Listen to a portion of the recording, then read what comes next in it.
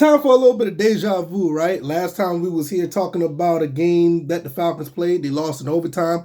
Michael Penix did everything he was supposed to do. And look, Falcons lose again in overtime to the Panthers, 44-38. The defense is just not there. The coaching is just not there. I like the offense. Michael Penix is a star. He's going to be fine. Like with Bijan, him, and Drake, that trio is looking pretty good. You know, you get a couple more pieces on offense. You still got Mooney. Pitts, yeah, I don't know about Pitts. Pitts might be on his way out at some point, but I think they got another year of him on the team. But nevertheless, you see what happened. This is the Falcons. It's just who they are.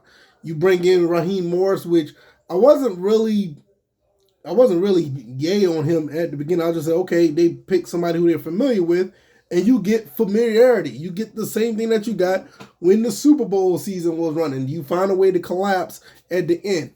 You look at this team, they were 6-3 at one point. Kirk Cousins looked great. He starts to collapse. Once he collapsed, everything else falls apart. Michael Penix come in, he plays well, but the team is already too far gone at that point, and you get what you get. You're a team that swept the Bucs throughout this. You swept the Bucs in the season face-offs, the divisional face-offs, and still lose the division to them. How can you do that?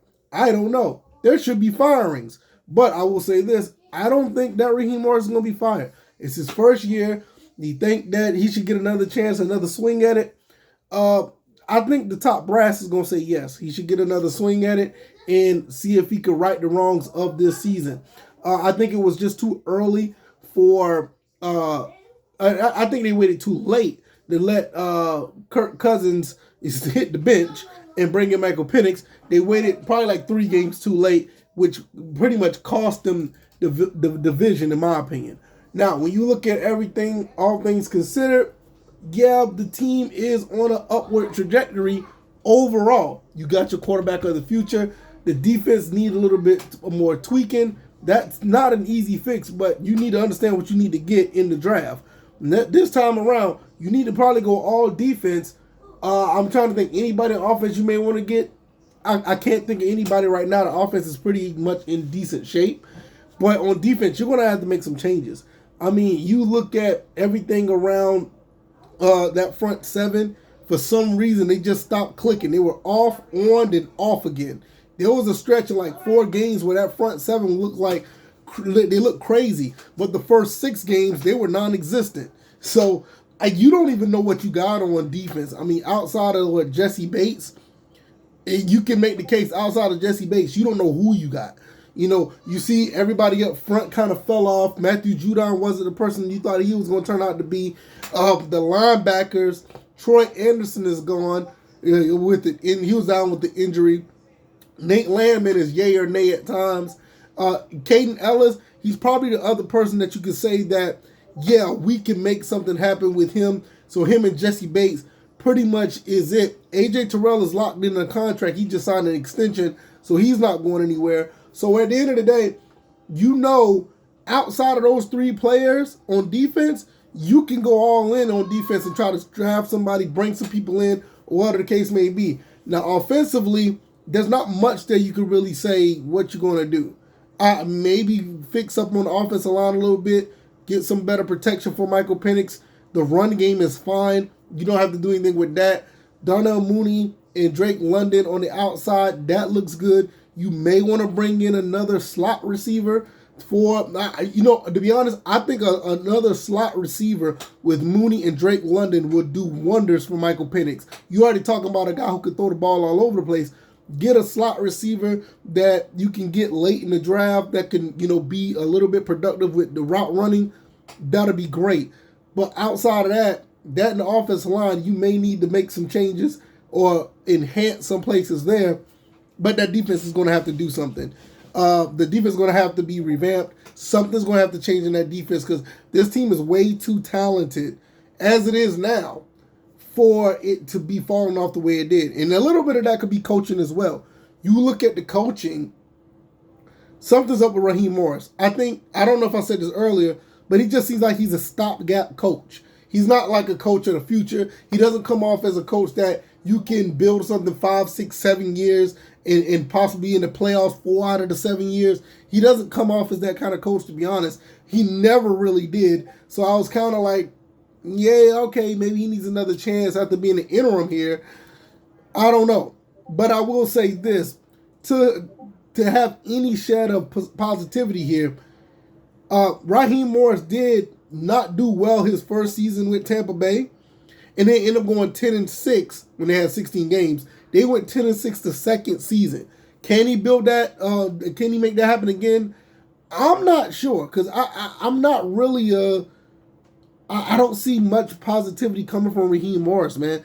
You look at everything that happened this season. The beginning was basically, it was the Kirk Cousins show. That dude put up numbers like crazy.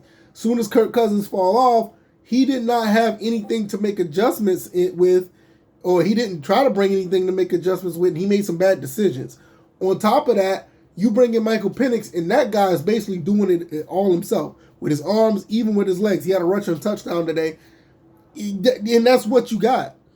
I don't see this coach actually bringing people together to build something, to actually make a big change throughout the culture of the Falcons. I just don't see it. I don't see him being that guy. So with that being said, going into next season, you're probably going to be looking like this going to be the status quo.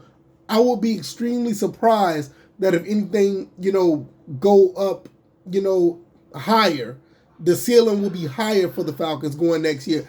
Obviously with the talent on the field, but as far as coaching and schematics and how things go, if no changes are really made, I don't see much changing here. I mean, you're probably going to still end up with another 8-9 season, 7-10 season. I just don't see it out of this coaching staff to get the best out of these players. I think he just try to get players to put them in a position to be great, but I don't see him actually pushing guys to get any better. And that was kind of the difference.